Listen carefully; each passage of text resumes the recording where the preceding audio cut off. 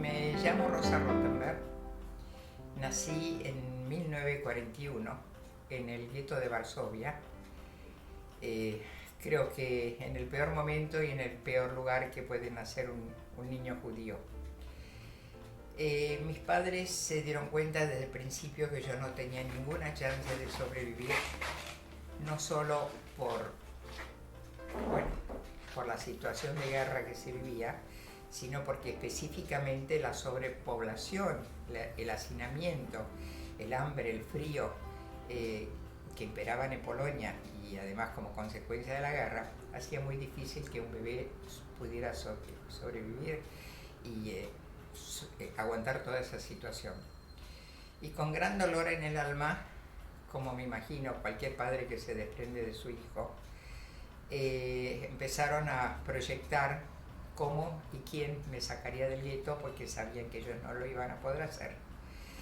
Y bueno, estuvieron en tratativas con varias personas, siempre por supuesto había algo de recompensa de por medio, ya fuera en víveres o en dinero, porque en ese momento un kilo de papas o un kilo de azúcar era más a veces que una joya o que el dinero en sí. Por supuesto no lo sé por mí misma porque era un bebé, pero luego todo esto me lo transmitió mi padre y luego voy a comentar cómo fue. El hecho es que finalmente planificaron mi salida con un joven que salía todos los días a trabajar fuera del gueto, era mano de obra para los alemanes en distintas fábricas, y este muchacho que se llamaba Carmen, una buena mañana me sacó en una bolsa como si yo fuera sus herramientas de trabajo, y tuve la suerte de que nadie me interceptara en el camino. Iba en una bolsa, tenía 6 meses de edad, era un bebé, no hice ni un sonido, iba con mi mamadera y con algo de ropa para cambiarme. Y me imagino las despedidas de mis padres, el drama que fue la separación, porque bueno, no había certeza de que algún día me volvieran a ver.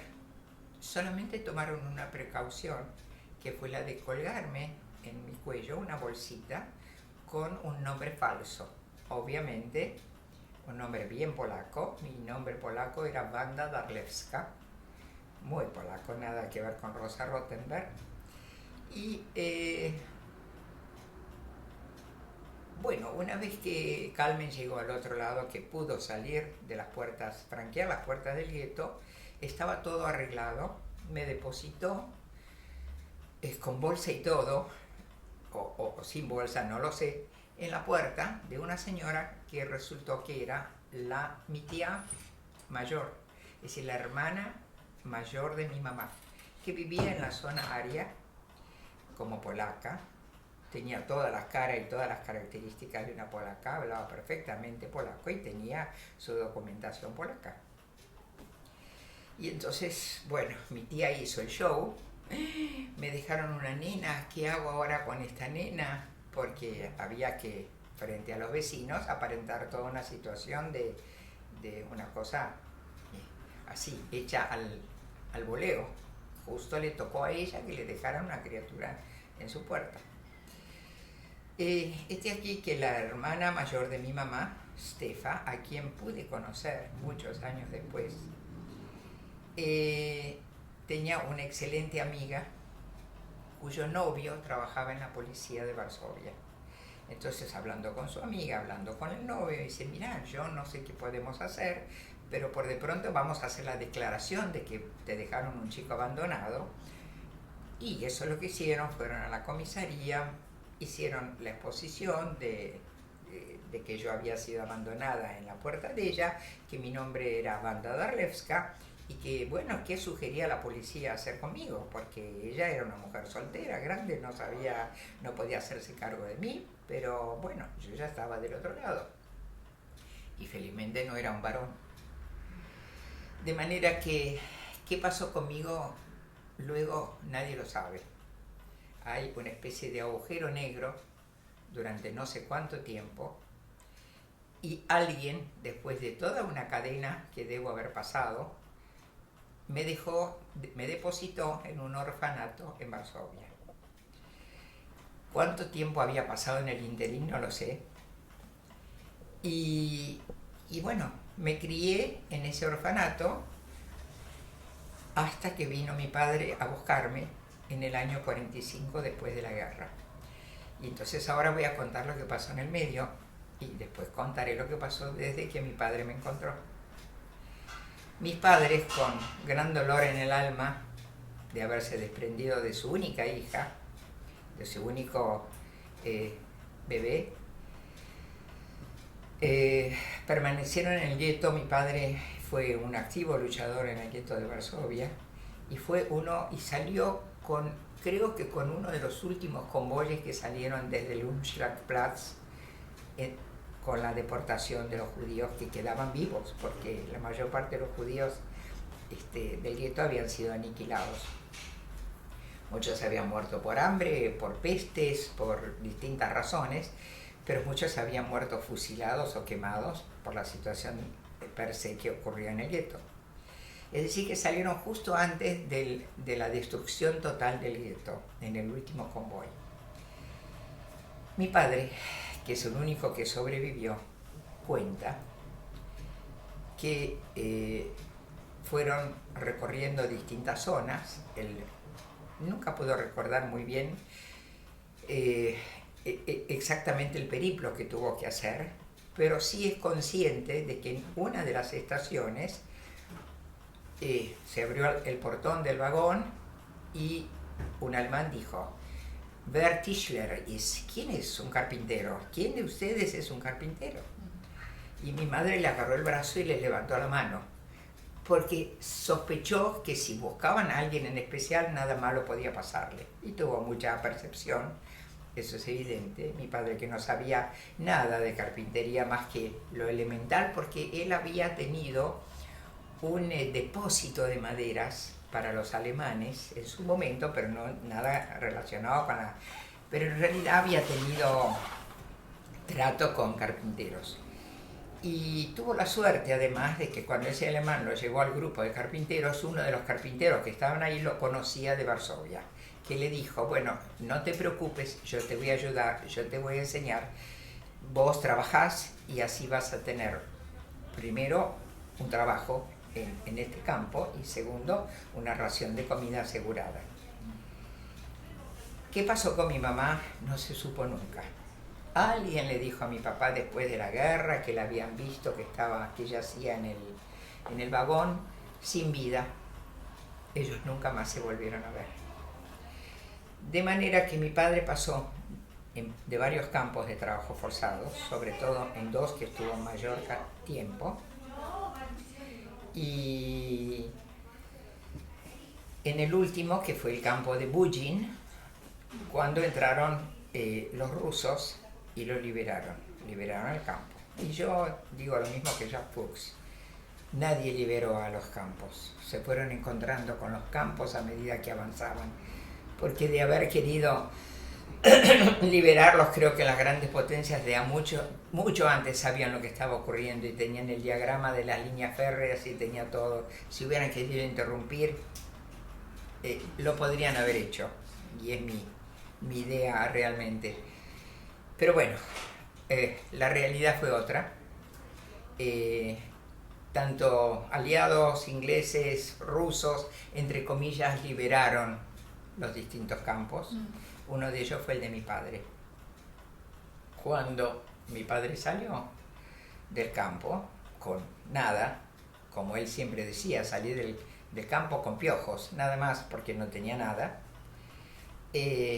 tenía una sola idea fija: encontrar a Różeczka, mi nombre en polaco. Él estaba convencido de que yo estaba viva por todo esto que habían maquinado con mi madre biológica desde el gueto de Varsovia. Y bueno, se puso a la búsqueda, fue paulatino. Tuvo que primero ir a un pueblo cercano, después al otro. Bueno, en el interín eran los encuentros con los pocos sobrevivientes que había, escuchaste, viste, sabes algo, el tratar de recuperar algo de la historia previa de uno y de qué había pasado con sus, no solo con su familia, sino con sus amigos, con sus ciudades, con sus pueblos, con sus casas. Era tratar de recuperar una historia que se había perdido durante 4 años, por lo menos. Sí, la guerra estalló en el 39, 45. La mayor parte estuvo encerrada 4 años, pero la guerra en sí duró casi 6 años. Finalmente regresó a Varsovia y se puso a buscar en hospitales, en conventos, en orfanatos, en todos los lugares donde se escuchaba que había chicos, ya sea guardados o por cuidado, o enfermos, o lo que fuere. Hasta que finalmente llegó al orfanato. El orfanato se llama Księdza Boduena. Era un convento de monjas católicas de un cura que en el siglo XVII, que se llamaba Boduena, había creado la orden y seguía hasta ese entonces. De manera que él se acercó a ese orfanato del Księdza Boduena. Księdza en polaco quiere decir cura. Boduena es el nombre. Yo hablo polaco y muchas veces durante mi vida ya de adulta, ahora con el internet entré buscando el orfanato y lo encontré, sabía exactamente en qué calle estaba y sigue en pie el edificio. Y después voy a retomar esto porque es otra parte muy interesante de mi historia. Llega al convento, al orfanato, con el corazón palpitante, había recorrido un montón de lugares, habla con la madre superiora y le dice: madre, yo estoy buscando una nena que se llama Wanda Darlewska. Y la madre dice: bueno, espera un momentito, yo tengo que ir a ver adentro, porque lógicamente eso era una especie de oficina donde venía la gente. Vuelve al rato y le dice: sí, yo tengo una nena que se llama Wanda Darlewska. Mi padre se puso a llorar, dijo: quiero verla, es mi hija, por favor, necesito verla. Dice: un momentito, usted me tiene que demostrar que usted es el padre. Acá todos los días vienen familias buscando hijos perdidos, hijos que suponen que están vivos, que a lo mejor están muertos, que fueron adoptados por otros, que vaya a saber lo que pudo pasar con ellos. Yo no puedo entregarle. Acá hemos tenido muchos chicos con determinadas características y se imagina que yo no puedo entregar al primero. Sí, pero yo le estoy diciendo cómo se llama, yo le digo cuántos años tiene. Y no nos olvidemos que yo ya tenía 4 años y pico. Él se había separado de una nena de 6 meses, de manera que ni siquiera podía dar una descripción. Tiene cabello esto, tiene cabello así, tiene ojos así. Y bueno, se fue llorando porque dijo: ¿qué hago? Creo que está acá, creo que es ella, pero no tengo manera de demostrarlo. Y estuvo revolviendo los sesos durante varios días hasta que finalmente se acordó que yo tengo una marca de nacimiento. Y entonces volvió al convento y creo que el resto de la historia es evidente. Le dijo a la madre: si es mi hija, en la oreja derecha, en la parte superior, ella debe tener una marquita que es una especie de hendidura alargada, y si la tiene, es mi hija. Y entonces la madre superior entró, volvió y le dijo en polaco: jest pańska dziura, lo cual quiere decir: está el agujero del Señor. Está el agujero que el Señor describe, quiere decir. Bueno, así fue como pasé a las manos de mi padre. Y bueno, ahora ya adulta, con hijos y nietos, me pongo a pensar en esa época, ¿no? Pienso, yo, nena de 4 años, ¿qué debo haber sentido cuando un señor desconocido me vino a buscar diciéndome que era mi padre, al que nunca había visto en mi vida? Me desprendía del lugar que había sido mi hogar, donde yo me había criado, había aprendido a hablar, a controlar mis esfínteres, a comer, a relacionarme con mis congéneres, a ser un mensch, a ser alguien. Y yo creo que eso me marcó mucho. Y con los años mi padre me contaba de que yo era una nena depresiva, hablaba poco, era muy encerrada en mí misma. era bastante deprimente en todo, o depresiva, mejor dicho, en todo lo que hacía. Sí, no tenía la alegría de vivir ni era una persona... Y pienso cómo no iba a pasar eso con esos antecedentes que yo había tenido. Bueno, para hacer breve la historia de cómo continuó, porque creo que esto fue la parte más importante de lo que me atañe a cómo me salvé yo. Mi padre conmigo de la mano, cruzamos la frontera y fuimos a París. Él ya aparece entonces con la convicción, después del caos que era en todos lados, con las listas que se revisaban y se buscaban y se hacían visitas al joint y se preguntaban los unos a los otros si alguien con tales características había sobrevivido, y tuvo la certeza, porque no encontró ningún rastro de que mi madre había muerto. Bueno, con esa certeza se juntó primero con otra señora con la cual se casó, y que fue la madre que me crió a mí, y me crió desde que yo tenía prácticamente 5 años.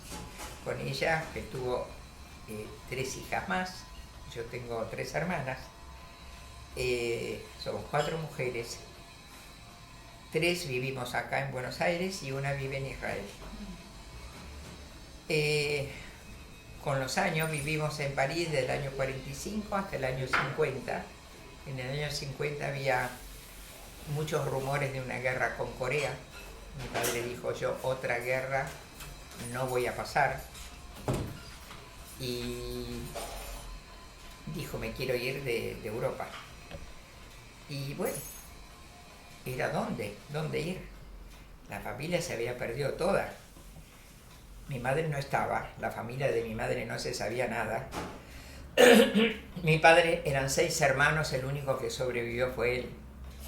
Los padres de él ya habían fallecido antes, no había abuelos. Había algunas parientes que después de a poquito fueron apareciendo, como esta tía mía, y después conocí incluso a un tío de mi mamá. Fueron las 2 únicas personas que conocí, pero estaban en Europa. Después mi tía migró a Israel, la tía que me salvó, y yo la fui a visitar cuando tenía 18 años. Pero yo tenía, a ver, ¿cómo puedo explicar? Yo sentía que había sufrido tanto mi niñez y mi adolescencia por haberme salvado de la guerra, que era como que yo había hecho una barrera y no quería saber nada, ni de la Shoah. Tenía agujeros negros de mi historia que podría haberlos aclarado mucho con mi tía, sin embargo no abrí la boca. No estaba en condiciones, no podía. Es decir, no tenía noción de que no podía. Ahora que soy más grande y que entiendo las grandes oportunidades que tuve como para poder recuperar parte de mi historia, no lo hice. Y que evidentemente, bueno, me duele, pero es lo que es. Y veníamos para América. De hecho, no veníamos a la Argentina porque se sabía que acá los judíos no podían entrar. En los papeles, los pocos papeles que hay, se sabe que en nuestra ruta con el barco, es decir, que íbamos a pasar por Brasil, Argentina, y se desembarcaba, y nuestra ruta era Bolivia. Se suponía que íbamos a quedarnos en Bolivia. Yo es el día de hoy que recuerdo haber estado asomada así en la balustrada mirando a la gente abajo en el puerto, que miraban desesperadamente a ver si reconocían a algún familiar o esperaban a gente conocida. No fue nuestro caso, no teníamos a nadie, acá no teníamos a nadie, ni mi padre ni mi madre tenían familia, si todos quedaron en Europa, o no quedaron en Europa, en realidad no quedaron en ningún lado. Y bueno, cuando bajó en el puerto, se encontró con un amigo de Europa, de Polonia, de antes de la guerra, un hombre muy conocido, Gottlieb, Julio Gottlieb, que lo convenció de que se quede. Y así fue como nos quedamos en Buenos Aires. Estaban mis padres, decir, la nueva familia que formó, mi hermana Liliana, que en ese entonces tenía 2 años, mi hermana Edith, que tenía 1 año, y mi mamá, que estaba embarazada de 7 meses, que vino camuflando su embarazo porque si no, no la dejaban subir al barco. Es decir, mi última hermana, Eva, nació en Argentina a los 2 meses de llegar. Nosotros llegamos en el barco Florida, en el SS Florida, en septiembre del 50, perdón. Y mi hermana Eva nació en diciembre del 50. Así que nació al poco tiempo de llegar acá. Mi madre de crianza, que era una mujer muy inteligente, que había estado con los partisanos, ella nunca estuvo en un campo, había estado con los partisanos en Polonia, era una mujer de grandes agallas, de mucha fortaleza, igual que mi padre, porque yo creo que mi padre, si no hubiera tenido la fortaleza que tuvo, no hubiera podido sobrevivir a todo lo que sobrevivió. Era muy hábil, no se conseguían documentos, habíamos entrado en forma ilegal, pero ella se las rebuscó, tenía un acento francés que encantaba a los argentinos, entonces le abría todas las puertas, porque hablaba con su acento y todo el mundo estaba fascinado, y creo que casi llega hasta Evita Perón, y finalmente a través de lo que ella estuvo buscando en las distintas oficinas, a tal punto que adujo que ella los quería mucho, a Eva Perón y a Perón, que le puso Eva a su última hija cuando llegamos al país. Es lo que ella siempre cuenta. De cualquier manera, sea o no sea cierto, le valió que nosotros tuviéramos los papeles para quedarnos y que mi hermana efectivamente menor se llama Eva. Bueno, nos hemos criado acá, yo he hecho toda mi vida acá, me casé, tuve 2 hijos, una mujer que es la más grande, Carolina, un varón, Miguel. Carolina me dio 2 nietas, Miguel me dio 3 nietos, se repartieron, nenas con nenas, varones con varones. Los 2 viven en Estados Unidos. Yo hice mi vida acá, estudié, llegué a doctorarme en bioquímica, fui docente de la Universidad de Buenos Aires, di clases hasta que me jubilé. Y además trabajé en mi profesión, tuve un laboratorio de análisis clínicos y que lo cerré, bueno, cuando fue una etapa, lo cerré en el año 2001. Trabajaba mucho, pero bueno, en ese entonces mi papá estaba ya muy grande, mis hijos estaban en el exterior y consideré que, bueno, la situación del país en el 2001 tampoco estaba muy fácil para mantener empleados, de manera que fue una conjunción de situaciones que hicieron de que yo, bueno, de alguna manera me jubilara. Y no me arrepentí nunca, porque estaba tan ocupada haciendo cosas y además no he parado un minuto. Que era como que, no digo que me liberé, pero sí fue una etapa, como todas las etapas, una etapa dando clases en la facultad, una etapa con mi laboratorio y bueno, y ahora otra etapa, asistiendo a la enfermedad de mi marido, y son las etapas de la vida. Sí, a lo mejor querés contar un poco de tu trabajo en Generaciones, que también ayudaste a fundar. En Generaciones, sí, pero antes de eso, quiero terminar una sola cosa más, porque una vez que llegamos al país, como todos los sobrevivientes se nucleaban, se veían, se encontraban, una de las instituciones que fue Sherita Fleita, que nucleó a los sobrevivientes de la guerra, a los cuales mis padres me llevaban, muchas veces obligada, yo tenía que ir, porque como era una sobreviviente, tenía que ir, y siempre era señalada con el dedo, porque ella, Uratevet, siempre fue la que se salvó. Era un caso extraño, difícil, nadie podía creer que un bebé se hubiera salvado del gueto de Varsovia. Y yo crecí, siendo adolescente, con esa sensación de ser un bicho raro, que todo el mundo señalaba con el dedo, que me prohibían hacer todo, porque a mí, como me había salvado, no me podía pasar nada. Entonces mis padres me coartaban la salida, no me dejaban ir a campamentos, es decir, me vi privada de muchas cosas que en la adolescencia normal un chico no se ve privado. Y eso me hizo odiar todo lo de la Shoah. Y eso fue un poco lo que me hizo poner una cortina. Y llego a tu pregunta, porque por eso empecé con esto. En ese momento, paradójicamente, en la época en que yo me jubilé, o un poco por esa época, mi padre empezó a escribir sus memorias. Porque nosotros le decíamos, papá, tuviste una experiencia tan importante en los campos, pasaste una guerra que para tus hijos, tus nietos, para la posteridad, tiene que plasmarse tu historia en algún libro, en alguna historia. Y empezó a escribir. Escribió en yiddish, escribió durante 7 años su libro. Empezó a los 85 años a escribir y lo terminó de escribir a los 92. Cuando tenía 93 años lo presentó Marcos Aguini Zenamia, su libro. Su libro es este, Abi Weiter, que, bueno, huelga a decir lo que significa en yiddish, ¿no? Abi Weiter.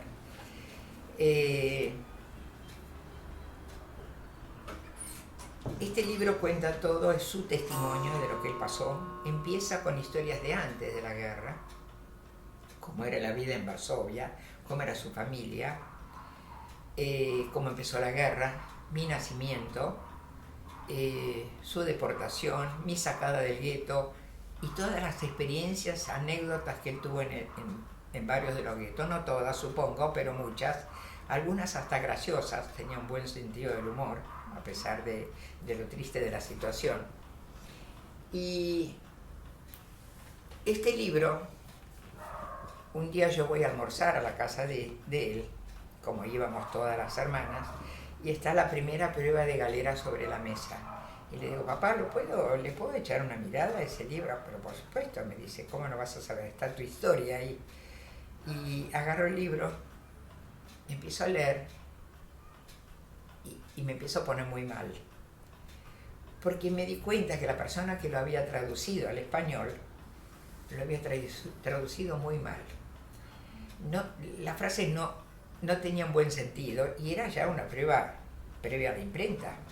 Además, la misma confusión de mi padre de la edad hacía que muchas situaciones se repetían y les cambiaba, por ejemplo, una calle que se llamaba Prosta, después en la descripción pasaba a tener otro nombre, una persona que era Yankel se llamaba Jaime o lo que fuere después.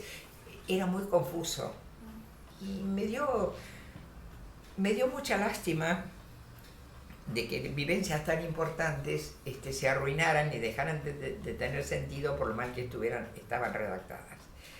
Y entonces le pregunté si me daba permiso para reescribir el libro. Le dije, yo te prometo que no voy a cambiar nada, por supuesto, es tu historia, es lo que vos contás, pero le voy a dar un poquito de forma, le voy a dar un poquito de suspenso, porque en la segunda página mi mamá estaba muerta y no se sabía ni quién era. Le voy a dar un poco de, si me permitís, de ubicación en tiempo y espacio, porque no se hablaba ni de la época, ni de lo que pasaba socialmente dentro del gueto, ni de lo que pasaba, era solamente la historia de él, y a mí me parecía que era muy importante que todo eso figurara. Y bueno, eso es un poco mi experiencia de escribir cosas de estando en la universidad. Por eso creo que lo pude asumir. Me llevó 1 año editar ese libro, 1 año, reescribirlo todo, y quedó lo que fue este libro, que si lo vas a retomar te vas a dar cuenta lo fácil y lo interesante que es leerlo, independiente de la historia, porque ya la conoces ahora. Lo único que no voy a contar son las anécdotas de mi papá. Pero lo que quiero decir es que para reeditar este libro, yo tuve que encontrarme muchas veces con mi papá. Tuve muchos encuentros. Y digo que creo que tengo el privilegio de ser una mujer grande que haya estado tanto tiempo con su padre, cosas que a veces no es dado en la vida diaria, en la vida cotidiana. Esos encuentros con él, para poder desmenuzar cada cosa que yo no tenía clara y que aparezca clara en el libro, fue algo que me dio la posibilidad de estar mucho con él. Y eso fue lo que me reconectó con la Shoah, porque yo tenía clausurada mi mirada sobre lo que había pasado, pero el hecho de haber estado con él, que coincidió con una etapa más, no digo light, porque ninguna etapa es light de la vida de uno, pero ya no tenía la universidad, ya no tenía mi laboratorio, iba a ser abuela por primera vez, esperaba a mi primer nieto, es como que tenía más tiempo disponible para estar con él. Y bueno, vuelvo a decir, y así fue como me reconecté con la Shoah. Entré a lo que en ese momento era un grupo de sobrevivientes y que finalmente terminó siendo Generaciones de la Shoah. Bueno, no voy a decir que actué demasiado en Generaciones, actué lo que pude, porque siempre tenía muchas cosas para hacer. Siempre, bueno, he viajado mucho porque mi marido, que le gusta la fotografía, con esa excusa siempre nos dedicamos a viajar cada vez que podíamos. Y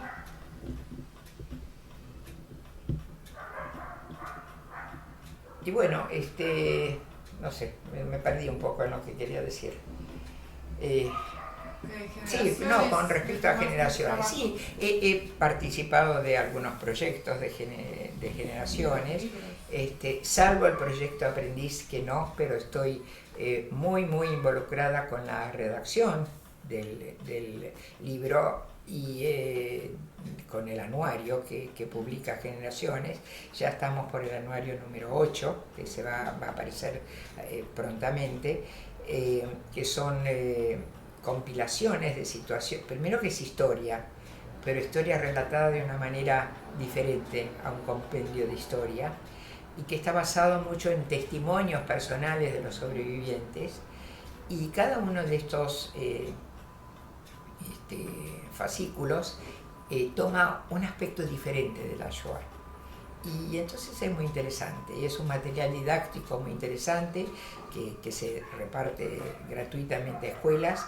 Y bueno, y de hecho yo, siendo sobreviviente, a veces incluso, no ahora porque creo que un poco me he amoldado a la palabra sobreviviente, pero cuando era más joven, porque en Generaciones estoy hace 20 años, de golpe, claro, con los otros sobrevivientes mayores que habían estado en los campos de concentración, que habían padecido otras situaciones de grandes, yo sentía que yo no podía llamarme sobreviviente, que la palabra sobreviviente era demasiado grande para mí.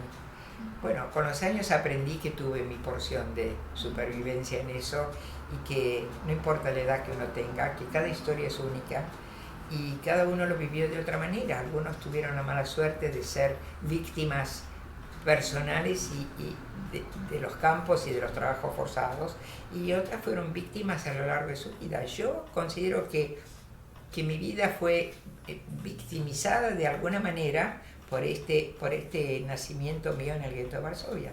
Es decir, que lo pude superar por situaciones, no sé, intelectuales o del ambiente, por un análisis profundo, por un marido que me soportó, por una familia que me sostuvo, pero realmente no fue fácil. Así que bueno, yo creo que el trabajo de Generaciones es muy importante. Ahora se ha unido al Museo del Holocausto de Buenos Aires, cosa que a mi criterio tendría que haber ocurrido hace muchos años atrás. Pero bueno, las cosas son como son, no como uno hubiera querido o piensa que tendrían que haber sido, ¿no? Pero bueno, qué suerte que pasó ahora. Creo que eso es muy importante porque le da más fuerza a ambas instituciones, tanto a Generaciones, a las tres. Sherita Pletá, lo que queda de Sherita Pletá, porque ya no es lo que era al principio. La mayor parte de la gente que lo integraba, incluidos mis padres, ya no están. Y el Museo del Holocausto, bueno, las tres en conjunto van a tomar otra fuerza y otra dimensión a nivel mundial incluso, creo yo, no solamente como cara del judaísmo aquí en Argentina. Bueno, esa es un poco mi historia, que tiene, no sé si hay tiempo como para que siga contando una mínima parte. Sí, está. que es, ¿no? yo digo, es casi como que se cierra el círculo de mi existencia, porque primero creo que todavía no está cerrado del todo, pero si antes tenía esto, ahora tengo esto, y ahora voy a contar por qué. Yo siempre tenía una materia pendiente que era ir a Varsovia, y nunca me animé. Pero siempre decía Carlos, a mi marido, algún día voy a volver a Varsovia y voy a ver si encuentro cosas que no sé. Porque hay tantas cosas que yo no sé de mi niñez, que podría haber aclarado con familias y no lo hice, por cosas personales, por no querer saber. Vaya uno a saber. Hace 3 años, estamos en el 18, sí, en el 15 creo que fue, en un viaje que hicimos con Carlos a Europa, que fue el último viaje que hicimos juntos porque él ya no está en condiciones de viajar, íbamos a visitar a unos amigos a Barcelona y yo tuve la idea, digo, si no es ahora, es nunca. Y le dije a Carlos, yo me voy a Varsovia. Y siempre que le había dicho a él que yo iba a ir a Varsovia, le dije, pero cuando yo viaje a Varsovia voy a ir sola. No porque no quiera compartir con él, hemos compartido 52 años de casados, más toda una vida, es decir, no había secretos, pero él es como que tenía otros objetivos que los míos. Él era un fotógrafo, él iba a estar filmando, fotografiando. Yo no quería distraerme, quería que mi viaje fuera para lo que yo necesitaba ir. Y así fue. Estuvimos juntos en la casa de mis amigos, él se volvió a Buenos Aires, mi amiga me dijo, pero ¿cómo? ¿Vos vas a ir sola a Varsovia? No, yo no te dejo, voy con vos, muy amiga. Sacamos 2 pasajes ese día, porque en Europa es fácil sacar, y viajamos a Varsovia. Yo había preparado ese viaje, cuando empezamos a hablar de que íbamos a viajar a Europa ese día, en esa época, yo empecé a conectarme con Varsovia. Escribía mucha gente al Instituto Histórico Judío de Varsovia, al cementerio de Opokova, que es donde yo sabía que había enterrada gente de mi familia, pero no tenía ni idea ni quiénes, ni dónde, ni nada. Escribí al orfanato, escribí en inglés a todos lados. Todos me contestaron y yo sabía a quién tenía que ir a ver, y cuando tenía los teléfonos, como yo hablo un poco de polaco, no hablo la maravilla, no puedo dar un discurso, pero sí la conversación cotidiana. Directamente cuando llegué me dijo, cuando usted llegue conéctese con nosotros. Así que un poco por teléfono, un poco personalmente, hice lo que yo creía que tenía que hacer. Yo tenía 3 objetivos muy claros. 1, conocer el orfanato, porque era vital, era una cosa, no sé, necesitaba hacerlo. La segunda, ir al cementerio, tratar de ubicar alguna tumba de la familia. Y la tercera, quería recabar datos, si era posible, porque yo había querido sacar mi pasaporte europeo y nunca lo pude sacar porque no tenía el certificado de nacimiento. Así que mi idea era ver si podía conseguir mi certificado de nacimiento, pero a la vez quería tener certificados de mis padres, de mi mamá. Yo no sabía nada de mi mamá. Yo no sabía ni el día que nació, porque mi padre nunca lo hablaba. Una vez que él se casó con otra mujer, hizo otra familia, cerró su capítulo previo, de manera que yo de mi madre biológica nunca supe nada, no le conozco la cara, nunca tuve una foto de ella, no la conseguí, la busqué por todos lados, durante años me conecté con gente de Australia, con gente de todos lados, fue imposible conseguir, no lo puedo apagar fue imposible conseguir nada. Y yo necesitaba realmente tener algún dato de la familia y pensé, a lo mejor consigo una partida de nacimiento de mi mamá, que nació antes de la guerra, porque de mi padre sí tenía documentos Y incluso yo pensaba que el Instituto Histórico que es un edificio que se mantiene desde antes de la guerra. Fue destruido, bombardeado, cayeron paredes, pero está en el mismo lugar. Y ellos tienen recopilado mucho material y sabían dónde dirigir. Además recibían gente de todos lados, de todo el mundo, todos buscando familiares y demás. Así que es como que la gente con la cual hablé estaban muy empapados del tema y sabían cómo manejar. Bueno, de resultas no conseguí nada. No conseguí mi partida de nacimiento porque yo nací en un hospital que fue bombardeado durante la guerra, no quedó nada, nada. No conseguí datos de mi mamá, no conseguí fotos de mi mamá. Sí pude ir al cementerio, conocí la tumba del único abuelo que conocí, que era el papá de mi mamá.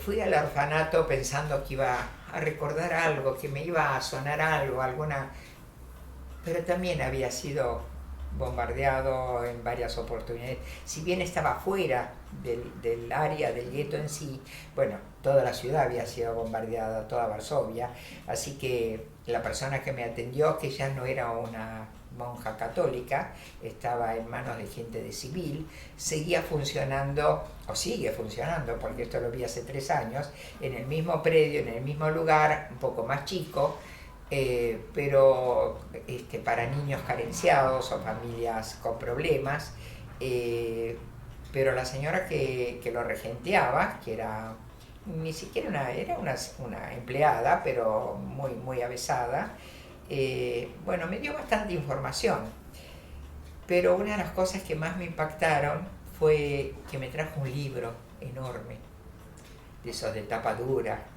raídos del año 40 de la década, porque eran 38 o 42, donde figuraba mi nombre, el día que había entrado, el día que mi papá me había retirado. Fue muy impactante ver eso, porque era la prueba de que yo había estado ahí, porque el otro eran todas cosas en el aire. Yo no tenía nada. Mi padre no sabía nada, mi padre ya había muerto hace 3 años. Sí que fue un poco un volver atrás y recuperar cosas. Y fue un poco el objetivo de mi viaje, ¿no? Ir a Europa para recuperar parte de mi historia. Y yo pensé que con eso se terminaba, digamos, todo lo relativo a mi historia, a mi familia, a mi madre. Sin embargo, todavía me faltaba un plato muy fuerte, que yo ni me lo sospeché y me lo enteré de casualidad cuando volví de ese viaje, a los 2 días de volver, que me puse a llorar porque dije, de haberlo sabido allá, me hubiera quedado y hubiera terminado ese círculo que me faltaba cerrar. Me llegaron los papeles de Badar Olsen, de Yad Vashem, con toda la trayectoria de mi mamá. Mi mamá no había muerto en el tren, había estado de campo en campo, había ido a Skaržisko-Kamiena, había ido a Bergen-Belsen y había fallecido con la entrada de los ingleses en un hospital británico. Falleció después de la guerra. Después de la guerra. Yo es el día de hoy que me agarra una congoja. Tengo la descripción de la fila y de la tumba donde está enterrada. Sí. Porque de haber estado ahí yo hubiera ido. Estaba ahí nomás. Bueno, esa es mi historia.